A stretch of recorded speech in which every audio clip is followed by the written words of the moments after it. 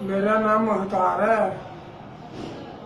मैं काले सरकार का मरीज है ते मैं बच्चों नूं पीपनियां पूपनियां वेचदा ते मेरा 8 किलो वजन पेट चों घटिया वा पानी दा। नहीं तो मैं हर महीने जाना सीगा सिविल जाके उस शरीर नाल पानी कढाउणा सी। मेरा भाईया महल्लेदार बंदा वा ओह लै गया मैनू आ दवाई खाधी है। आ दवाइयां इस चों मैनू बहुत फायदा होया वा। 8 किलो पानी मेरा घड़िया वा। मुख्तार लै गया मैनू मेरा गुआंढी।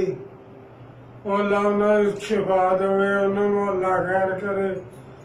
अल्लाह डॉक्टर साहब होना का भी कोई रब करे। मैं बहुत बेहतर हाँ दवाई खाने नाल। 8 किलो पानी कढ़ाउणा पैंदा, वो नहीं हुण कढ़ाउणा पैंदा बिल्कुल। मेरे ने जिसम च पानी पानी हुंदा सी। मैं दोस्तां भी आवाज देंगा, दसांगा आन के दवाइयां खान। अल्लाह करे उन्होंने भी जेड़ा बंदा हैगा वा उन्होंने भी शिफा देवे।